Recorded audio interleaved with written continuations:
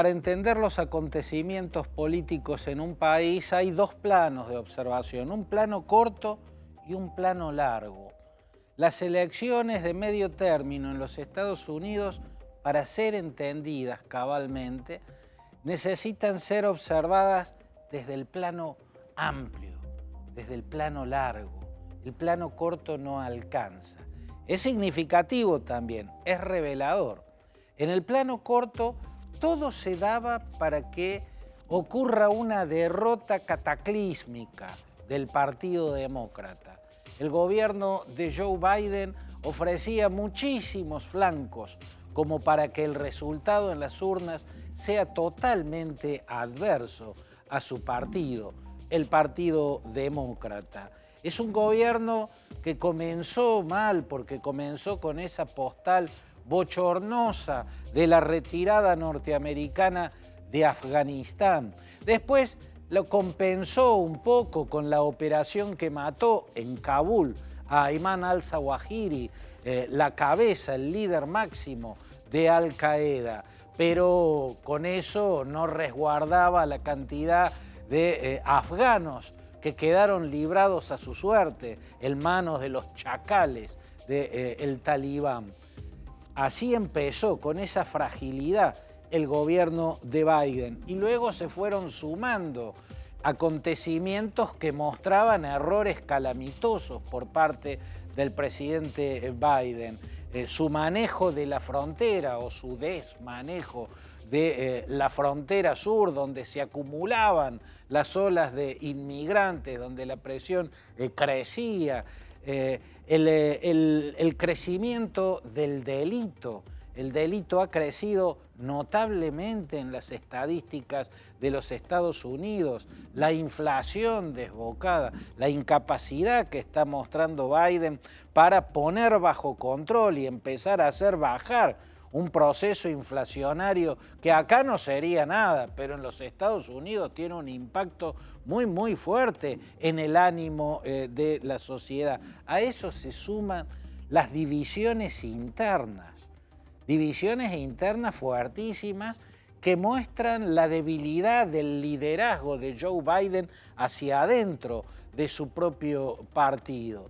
Una muestra fue cuando Nancy Pelosi, la presidenta demócrata de la Cámara de Representantes, viajó a Taiwán generando una tensión gigantesca con el gobierno chino justo en los momentos en que Joe Biden, a través de su secretario de Estado, Anthony Blinken, procuraba que Xi Jinping no colaborara con Vladimir Putin en su aventura expansionista, imponiéndole una guerra criminal a Ucrania. Justo en un momento así, desobedeciendo la sugerencia del jefe de la Casa Blanca, Nancy Pelosi, la titular de la Cámara Baja, viaja por su cuenta a Taiwán y genera esa ola de tensión, una muestra de la falta de liderazgo de Biden hacia adentro del propio oficialismo, y se suman otras cuestiones que muestran la fragilidad del gobierno. Una de las fragilidades está dado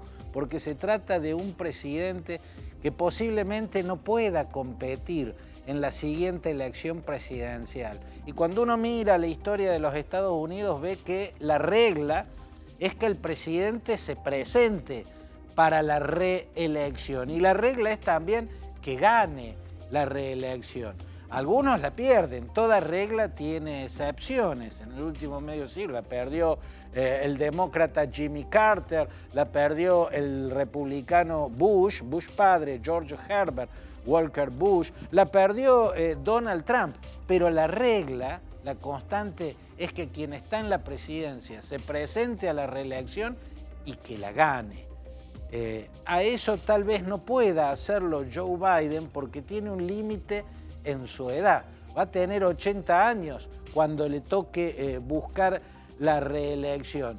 80 años puede ser nada si él está fuerte y vigoroso, lo cual hoy a los 80 años es bastante común, pero la impresión es que Biden está acumulando fatigas y fragilidades que no le van a permitir o no le permitirían buscar la reelección.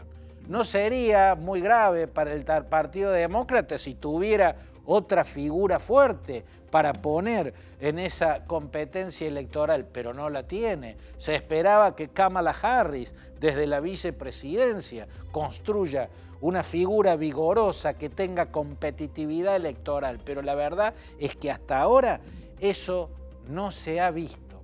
Con todas esas vulnerabilidades sumadas a otro hecho, en las elecciones de medio término, la regla en los Estados Unidos es que gane la oposición. El partido que gobierna y tiene la presidencia y mayoría en ambas cámaras, o mayoría en una de ellas, tiende a perder lo que tenga de mayoría en el Capitolio, porque la sociedad norteamericana en las elecciones de medio término normalmente lo que busca es equilibrar la balanza de poder. Si gobiernan los demócratas, la regla es que a la elección de medio término la ganen los republicanos para que la oposición pueda imponerle su control desde el Congreso al partido gobernante. Esa es la regla. Por cierto, la regla tiene excepciones. En su primer elección de medio término, George Walker Bush ganó, ¿no? El Partido Republicano estaba en el gobierno y ganó la elección de medio término, pero a esa excepción la explicaba un hecho también excepcional, el 11S, aquel apocalíptico ataque sobre Washington y sobre Nueva York que dejó más de 3.000 muertos. Cuando los norteamericanos son atacados y se sienten amenazados desde el exterior, cosa que no ocurre prácticamente nunca. Un ataque en territorio norteamericano no se daba desde el ataque japonés a Pearl Harbor.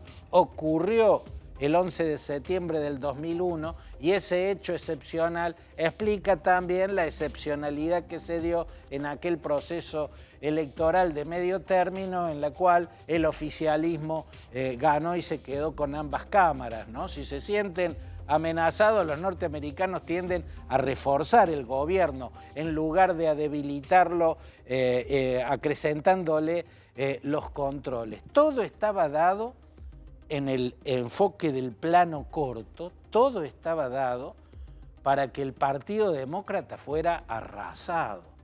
Se venía hablando de un huracán republicano, un huracán conservador que iba a arrasar al Partido Demócrata e iba a dejar destartalado al gobierno que encabeza Joe Biden, pero finalmente el huracán republicano terminó siendo una ventisca. Se esperaba que el gobierno de Joe Biden fuese arrasado en las urnas y apenas si esa ventisca los despeinó a los demócratas. ¿Por qué se dio el resultado que se dio? ¿Por qué se esperaba y se vaticinaba, lo señalaban todas las encuestas, un triunfo tan contundente que finalmente no se dio? El resultado se parece más a un empate. Joe Biden tuvo razones para suspirar aliviado con los escrutinios en la mano. Donald Trump se quedó sin razones para brindar y para cantar victoria. ¿Qué fue lo que pasó? Bueno, yo creo que acá es donde hay que mirar las cosas en el plano amplio. No en el plano corto, sino en el plano amplio. Estados Unidos, como todas las naciones en el mundo, tienen sus diojanos, ¿no? Como la efigie de la deidad de la mitología romana que tiene dos rostros absolutamente contrapuestos. Los norteamericanos, o la nación norteamericana, está habitada por dos espíritus absolutamente contrapuestos. Uno es el espíritu liberal, ¿no? Que es progresista, cosmopolita, abierto, desprejuiciado, y el otro es el espíritu conservador, que es más vale religioso, que es moralista, que es cerrado, es ingerente. El espíritu conservador y el espíritu progresista son los dos rostros de ese dios Jano que habita a la nación norteamericana, y cada tanto chocan de la manera más fuerte. Esos dos rostros a lo largo de la historia generalmente, con algunas excepciones, con algunas terribles excepciones, como la guerra civil o la guerra de secesión de mediados del siglo XIX. Pero posterior a eso, lo que uno ha visto es que la institucionalidad en los Estados Unidos logró armonizar. Siempre aparecieron en el Partido Republicano figuras ultraconservadoras, como Barry Goldwater, por ejemplo, allá en la década del 60, o McCarthy, Joseph McCarthy, en las décadas anteriores. Pero siempre en términos generales, en el Partido Republicano, igual que en el Partido Demócrata, que siempre tuvo un ala izquierda radicalizada, pero siempre predominaron los moderados en uno y en otro partido. Por eso las dos caras contrapuestas del diojano podían coexistir más armoniosamente. Incluso hubo liderazgos muy fuertes, de marcado tinte conservador, la llamada revolución conservadora que encabezó en los 80 Ronald Reagan, ¿no? Pero sin embargo siempre hubo una mayoría moderada en la conducción del partido, aunque como en los tiempos de Reagan hubiese cierta radicalización, en ese caso sobre todo en lo económico, ¿no? Los tiempos de la revolución conservadora. Pero en este caso, lo que nos muestra la mirada desde el plano amplio es que hay un choque mucho más fuerte de los dos espíritus contrapuestos. Porque el Partido Republicano lleva años en una deriva extremista. El conservadurismo más duro, más radicalizado, incluso exacerbado, lleva décadas creciendo en la dirigencia del Partido Republicano.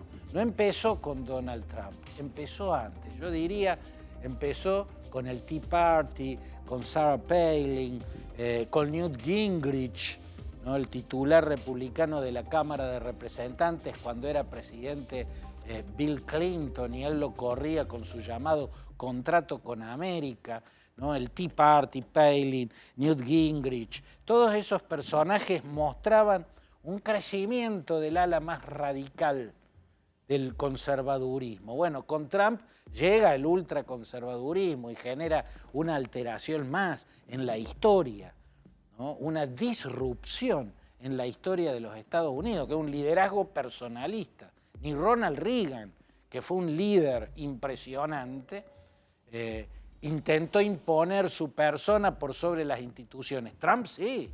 Trump quiso ponerse por encima de las instituciones y por eso terminó intentando dar un golpe de Estado.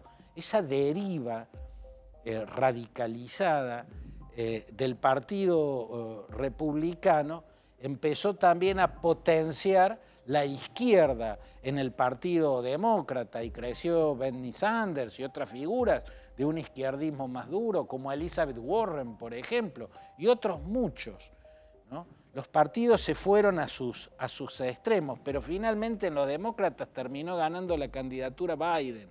Primero Obama y después Biden, que representan el centro. Ahora, en el Partido Republicano quedó predominando el ala más radicalizada, últimamente en manos de Donald Trump. Creo que la jugada inteligente de los demócratas, y creo que tuvieron que ver Obama y Biden en ese darse cuenta, fue la carta del aborto. Trump desbalanceó la Corte Suprema de los Estados Unidos. Siempre la Corte Suprema de los Estados Unidos tuvo un equilibrio entre liberals y conservatives. Siempre hubo un equilibrio. Trump la desbalanceó, ¿no? Aprovechó un par de vacantes, la muerte de una jueza liberal célebre que representaba al Estados Unidos progresista y llenó esos huecos con ultraconservadores o con conservadores duros. Así desbalanceada la Corte, logró hace unos meses que esa Corte quitara un derecho que viene desde 1973, el derecho a interrumpir el embarazo que tienen las mujeres y así lo deciden.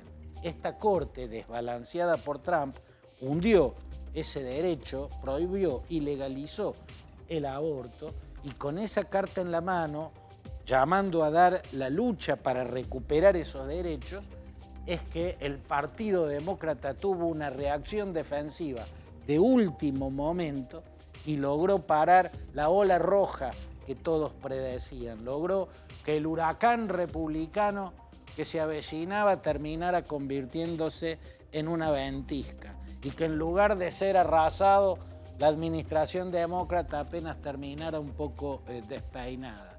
Ganaron los republicanos, pero no por lo que esperaban.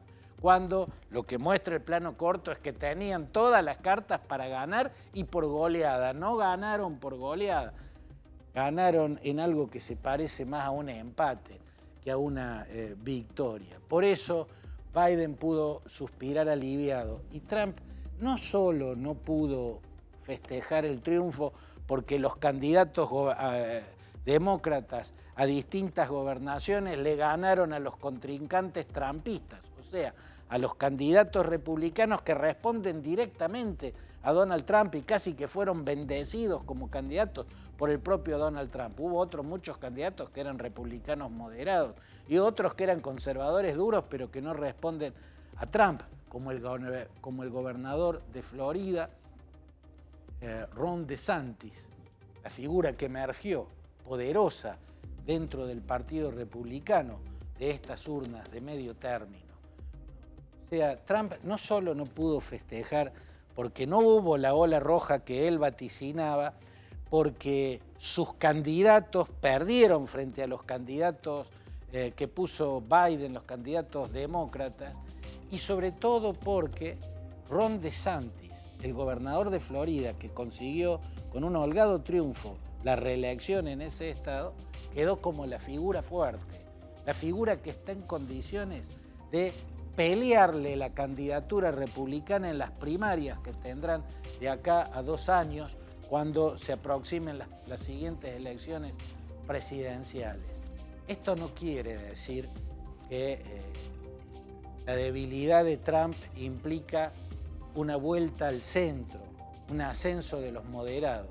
Ron DeSantis de moderado no tiene nada, es un ultraconservador y en algunos aspectos más recalcitrante que el mismísimo Donald Trump.